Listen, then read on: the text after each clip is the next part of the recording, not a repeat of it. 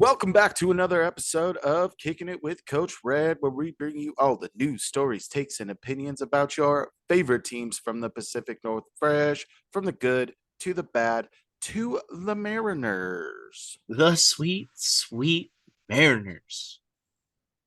Sweet, sweet Mariners is always right.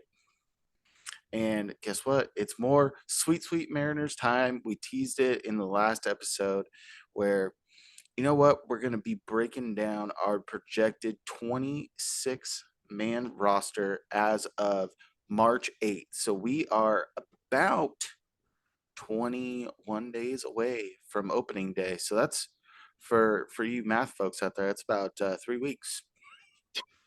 I mean, I struggle with math, but yeah, that's they're 3 weeks Math's away. math is Mind hard. blown. There you go. Not only will you learn about the Mariners in this episode, apparently you will learn about basic math and multiplication. So if we have two hosts plus zero Lefty Francis, that equals two. There you go. That's what we got for today. Just there's some more math. And before we dive too deep in, why don't we tell us about ourselves? First, if you're looking for a guy whose life motto might be ain't nothing to it but to do it, you might be looking for a guy like me, your boy Coach Red. You can find me on Twitter at the real Coach Red, on Instagram at the real underscore Coach Red. This wouldn't be a long one today. Also follow the pod at Coach Red Pod on Twitter and Insta, and hop on over to YouTube, search Kicking It with Coach Red, like, subscribe, bell notifications, and comment, you sorry suckers. Do it, do it, do it. Boom. Nailed it. What an One intro. take. One take. It's always one take care. If you're looking for someone that says, let the wind take you like a kite, you might be looking for someone like Killin Cain. That's me. Yeah, you can find me on Twitter and YouTube at Killin Cain. I know that the last two have been longer ones, so we're going to try and keep it pretty concise as we can, but we're not making any promises. So here we go. Going to break down what we think is our projected 26-man roster. We're going to start with the starting rotation. Cain, with no 6-man rotation this year. I think you're only going with 5. All right, we're going with 5. We're going with 5. So the biggest acquisition of last year was getting the ace of the team. And that was, we Ray. trade we Nailed it. sure. Nailed it. So where we sent, 3 prospects for Luis Castillo, hands down, absolute unit of this team. He's been amazing everywhere he's been. The dude's gonna come out and win us a lot of games. He's gonna be our A's #1 guy. Hey, And on the first guy right here, very clear and concise. Just yeah, rattling through it. Not very fast. Not clear and concise. Come on, uh Cain. Pull it together. well, I think Castillo also solidified himself with the team in the playoffs when I believe it was Shoved. Julio that got hit twice and by Manoa. And so Luis Castillo said, "No, Scott, I'm going to go out there. I'm going to throw at somebody. Like, you're not going to throw at our rookie of the year, one of the best players on our team. You're not going to do it." And he came out, threw at the guy, said, "I got your back." And then they pulled him. Clear, going to fight for this team kind of guy. Love to see it. Our #2 spot, you're looking at Logan Gilbert. And what's there left to say about him? The dude has come out for a year and a half and absolutely shoved. And I believe he's kept like around a 3 ERA around there. So that's pretty huge, especially when you're in a season like the last 2 where they've been so electric with the 90 wins. Our pitching is really, really stepped up with Gilbert on the squad. And I see nothing but positive progress with him this year. Looking at our 3 spot, we're going George, Kirby, and Man, he was fantastic. I was so happy with his performance when, especially against Houston in game 3. The dude absolutely shoved for, I believe, 7 and didn't allow a run. Lights out. You're going to see nothing but the next step for him this year. And I think they're going to let him loose a little bit, way more than they did last year. Your number 4 is Cy Young winner from 2 Former years Cy Young ago. winner. Former Cy Young winner, Robbie Ray. And, you know, Robbie last year was very good. 78% of the year. Math. Yeah. That's 78 times out of 100. I think that Robbie is going to be solid in the 4 spot coming after Kirby. I think it'll help out, especially if they pitch in the same series. Robbie really kind of settled it down towards the end of the year last year. He had that hiccup in the middle towards the All-Star break, but other than that, he was very, very, very good. High strikeout guy. Still throws Ched. He throws the ball hard in his tight little pants. Love to see that. But yeah, he's gonna be our 4th, and then to round out the starting rotation, we're going with the surgeon, Marco Gonzalez. Slice and Dyson. As we stated, in the last episode, he is the most strategical pitcher because he doesn't throw hard. He's got to be strategic with his pitching. You would hope he kind of reels it back in this year to at least give you a good amount of wins and not a lot of runs on the board to come back from. So Marco, I do think Marco will reel it in and have a really good year. You need it, especially with this team and the story that we have. I think starting pitching is going to be gross this year. So, like good, yeah, good. Come on, get with the times, Coach Red. Nasty, filthy, like those are like pitching terms. Gross. That doesn't sound appetizing.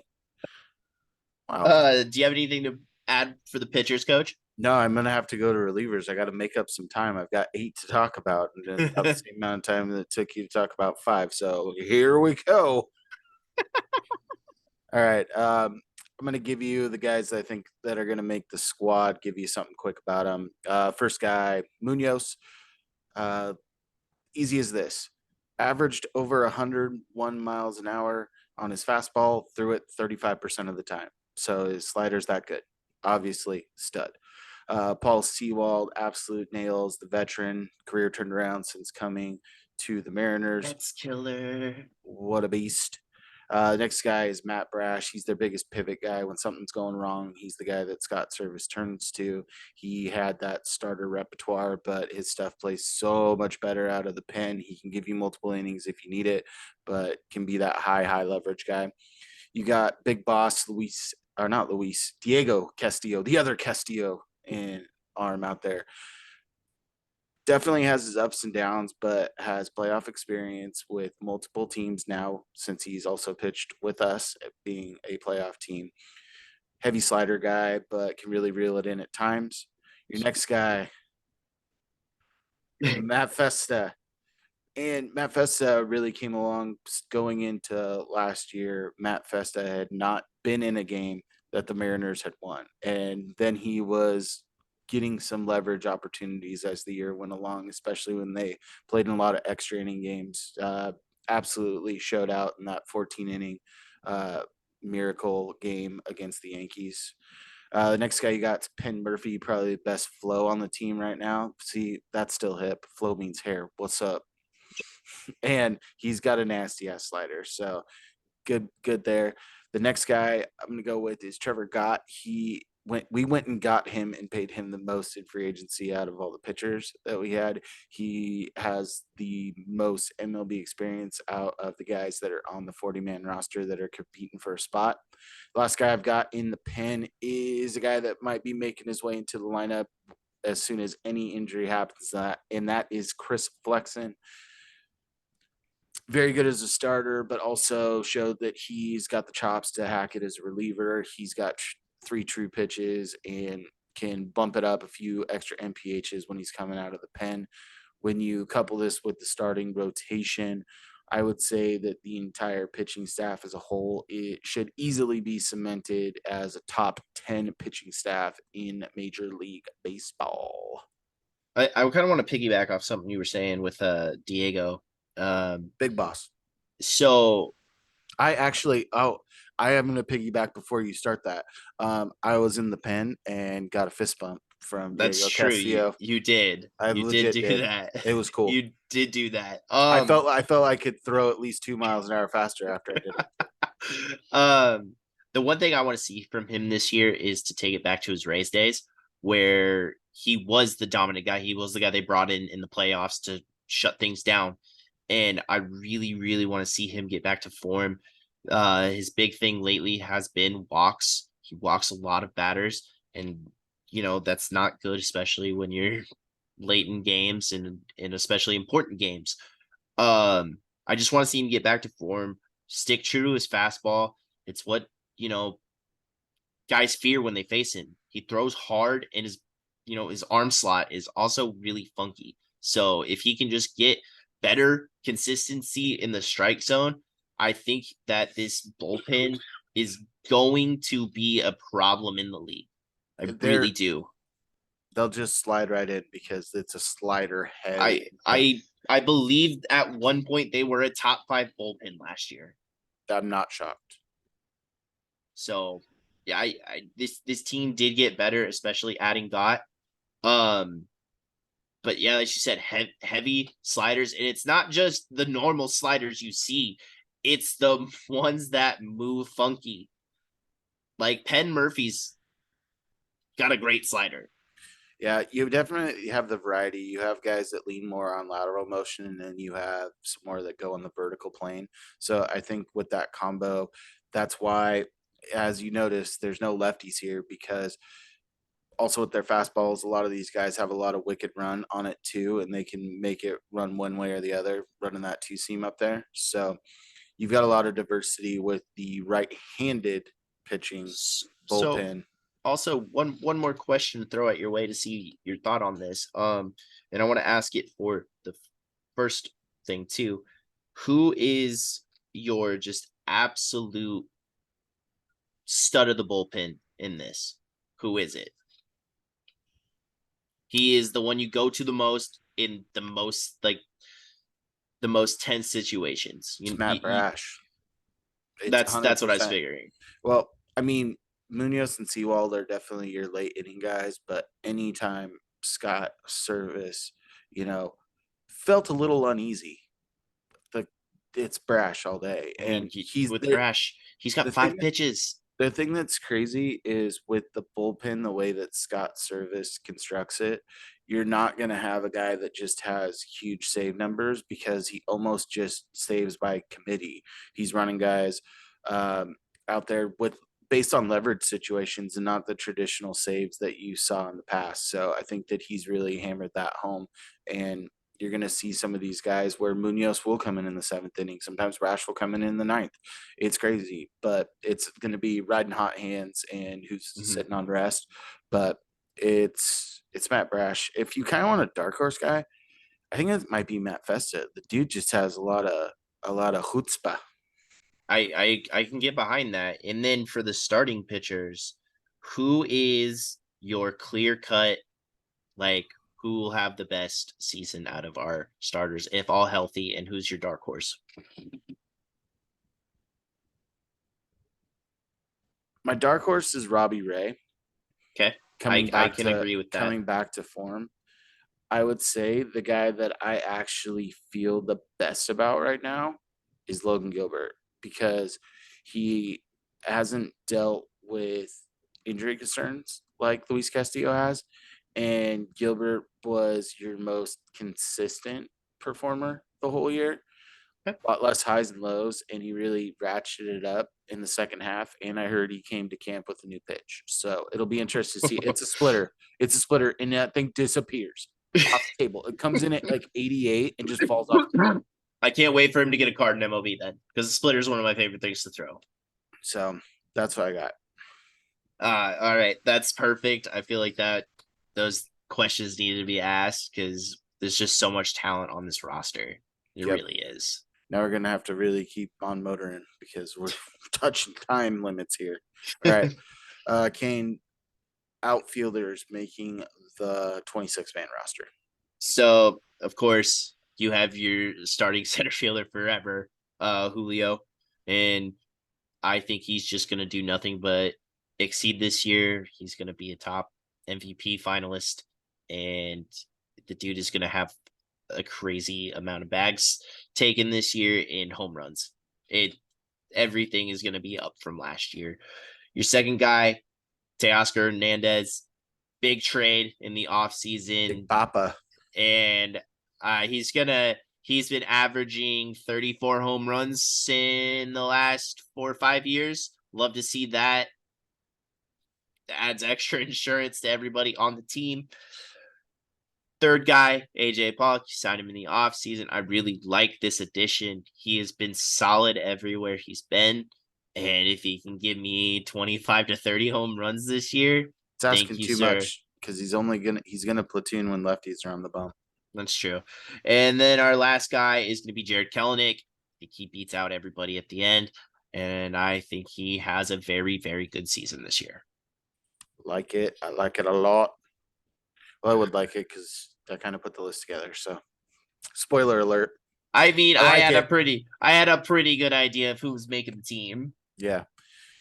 All right. We're gonna go the infield. I'm gonna go around the horn. We'll start at third base, looking at Eugenio Suarez. Cruella. Looking at him to be right around 30 dingers again this year, and the hype is real. Played way better defense than I anticipated as well. Your next guy, JP Crawford, rocking short. What can you say about JP? He is the captain of the team. When you're he's the electric factory. Yeah, when you look at position players, he's the leader of the team. Yeah, no doubt about it. Colton Wong, man in second base right now, probably going to be in some sort of platoon, but can absolutely rake on righties. So, and former Gold Glover with the not the best defensive year last year, but Perry Hill works magic. And with the banning of the shift, I think that second base defense is going to be more at a premium than it has been in years past. And having a former Gold Glover come in is great. Next guy is Ty France, Viva la France, because when he doesn't have a bum wrist, the dude, all he does is rake. And I hope that his power numbers come up a little bit this year. And I've said this before, he's the closest thing to Edgar Martinez that we've had since Edgar Martinez. That's fair. Double power, double shoots the gaps well, but also can put it over the fence. The last guy I've got that's true infielder right now, Evan White. We talked a little bit in the last episode. I think that especially early on in the year, you're not going to have these guys running out there every single day. Evan White gives you some versatility, can maybe take some DH reps, but also can fill in at first base. Former Gold Glover as well. So legitimately, with Evan White on the field, you've got 3 Gold Glovers in the infield. Yeah. Next spot we've got is the catching room. So we've got 2, obviously the big dumpa himself, Cal Raleigh. Expect to see the average come up a little bit this year. Raking the ball right-handed, switch hitting catcher, but raking the ball right-handed right now in spring training and going oppo lefty, becoming more and more of a complete player. I think that last year in the success he had putting the ball out of the ballpark and the leadership that he ascertained from really controlling the pitching staff really well, I think is huge. And then a healthy Tom Murphy coming back, freak injury last year. And this is a guy that really sits there, does a great job. It's when really healthy, good. he's a beast. Like he's not a number 2 catcher for most teams. Like I'm excited we have him. I don't think he's going to be here much longer because I think he's going to get a deal somewhere. But health has Yeah. always been a concern. So Yeah, yeah. I When think he that is on that's the field, he rakes. He's I, just absolutely disgusting. I would venture to say that this is a top 3 catching room in Major League Baseball I can get with behind that. everyone healthy. Yeah, I can All get right. behind it. You might have noticed that we left some people out that you think could have filled in those positions, but guess what? We're just going to call them utility players because Mr. Trader Jerry himself, Jerry DePoto, loves guys that can play multiple positions. And I think we've got what, two? Two. Two as a well, yeah, two. Two. One's gonna probably be swapped later, but We'll get to that. um but your utility guy, your first one is your boy, Sam Haggerty. AKA Ham Swaggerty. He is everything Jerry loves. The dude flies around the base. He's the fastest guy on the team. And I think Julio's the fastest guy on the team. it's close. Julio's the fastest, but I think that Sam has a little bit better when it comes to base stealing. He's a little bit quicker off the blocks than Julio, Yeah. but Julio straight line speed owns. Um, and before the injury, Haggerty was seeing a lot of success and getting a little bit more reps, and then you took the injury, really hurt us in the playoffs. But then your last guy is going to be Cooper Hummel. I think he breaks out of camp. When he does fill in, I think he will have success. But those are two guys that are utility right now. He'll be the new Mitch Haniger. Yeah, maybe. So in this scenario, we do not have favorite of our show for sure. We did a whole episode about him, Dylan Moore. Dylan Moore hasn't been on the field for spring training, and I think that even if he were to come into a game tomorrow, 3 weeks is a pretty quick ratchet up time, especially coming out of the off season. So in this scenario, he's not making the team for us, but will quickly be making the team when he is fit to take the field because Jerry's already said they extended him to get rid of some RBers. 3-year extension. He's going to platoon with Wong at second base. He can fill in at first base. He can fill in at short. This is your infield utility guy, and he can also play Gold Glove defense in the outfield. Yeah, he The plays the dude's corners. the dude's a stud. He's the best. Yeah, He's one of the best utility players in the league, especially when it comes defensively and the amount of positions he can play at such a high level. The dude started in center field for us when Julio was out. right. It's insane. But then he's going to Uh, fill in at short and second, and first and third and left and right. Bananas. Okay. We're getting close, but we want to give you some long shots who we think maybe, just maybe, have a chance to make this 26. It's pretty tight, so there's not a lot of wiggle room here. So we're going to give you a pitcher and a position player each. So here we go. Cain, for your long shot pitcher to make the team, who is it? I'm going with Casey Sadler. I think the dude is really good. Another right-handed pitcher. But that doesn't really matter as we've stated. Career, he's got a 2.86 ERA. That makes you look twice. You can see him possibly making the rotation out of camp, but that's Bullpen. it. Or bullpen. Yeah, my bad. Sorry. But yeah, I think Casey Sadler will be my long shot. And I think that last spot, I think Gott has it right now, but that spot's open for business, if you will. My pitcher is Rule 5 draft pick Chris Clark.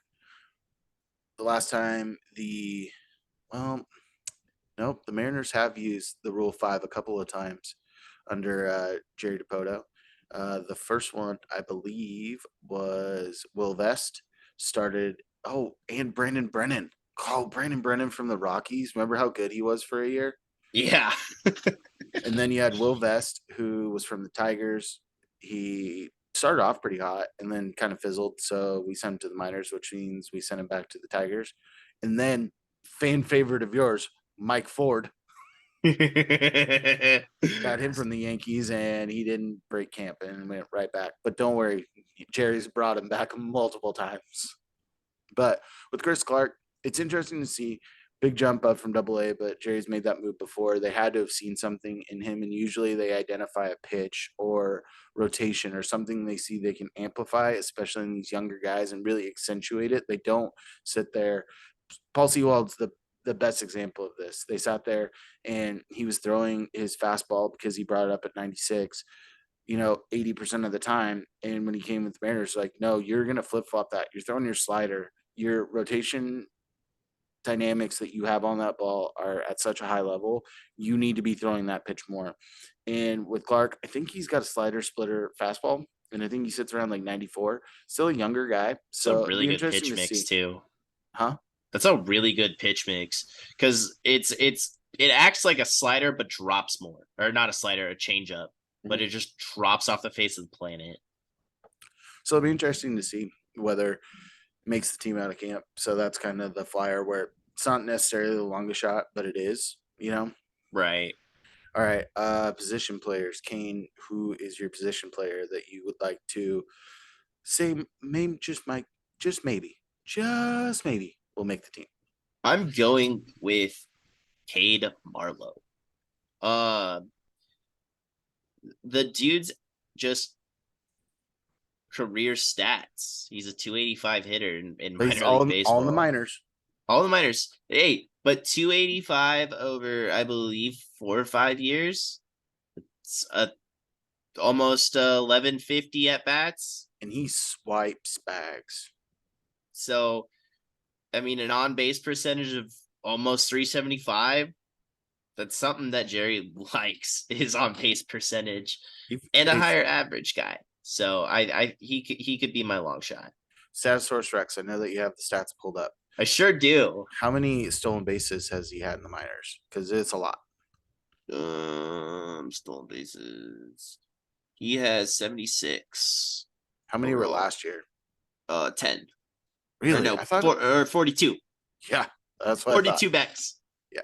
So the other thing too with Cade Marlowe is he had never been on a major league roster, but was part of the Mariners taxi squad during the playoffs in case someone got hurt. He was one of like 3 guys that could get a call up. Yeah. So they believed him in enough to have him on that. He was kind of insurance since you had Sam Haggerty go down. Right. All right, my guy. I forgot about him, to be completely honest. Like, that's how much of a long shot he is. It's Tommy LaStella. Oh, yeah. You weren't expecting it. That's why I didn't tell you, because I knew you wouldn't expect it. I forgot that we signed him. So with Tommy LaStella, his numbers weren't great last year, but Haven't been great for a while. yeah, they've been all right though. And the one thing that he brings you is good playoff experience. He's been part of World Series winning teams. He's been part of extremely good Giants teams. That's where he's made most of his hay. But with LaStella, I think that what you get is that extra guiding presence, because when you look at this team as a whole, they're still relatively young, and not too many guys are from outside of the organization. You have Suarez that before the season played in that like 1 game playoff that the Reds made. You have Teoscar Hernandez, who has some cred built up from his times with Blue Jays and with Houston. You got Luis Castillo, Robbie Ray that have a little bit of playoff experience, but most of the guys that are on this team, I would still consider like J.P. Crawford, Ty France, as younger guys. Cal Raleigh, Tom Murphy, that doesn't have the success outside of the organization. It's a pretty young team overall, and the amount of success that they have. It's always good to have that crafty veteran, and he can kind of just maybe, fill in at first base a little bit, but also kind of be that Carlos Santana type guy who I think really helped solidify the roster and just be that clutch guy. I don't care if Tommy LaStella is on this team and hits a $150, but if every one of those hits are in clutch moments, I'll take it. Yeah. I do wish we brought That's why he's a Santana long back. shot. I wish we brought Santana back. Nope, he's a pirate now. I know he is. Poor guy. Well, that's going to wrap it up for this episode. And if you like what you heard, why don't you tell us about it? God, I got to do it all again. Here we go. It was so nice. I'm about to do it twice. All right. If you want to reach out to me, you can do that on Twitter at The Real Coach Red, on Instagram at The Real _ Coach Red. Also, hop on over to the podcast page at Coach Red Pod on Twitter and Instagram. Also, hop on over to YouTube, Kicking It with Coach Red. Like, subscribe, notifications, do it all. Leave a comment, why don't you? And don't be a bunch of lamos. Follow us. Do it. Do it. Do it. Cain, where you at? You can find me on Twitter and YouTube at Killing Cain. And as always, stay fresh. Stay fresh, peeps. Peace.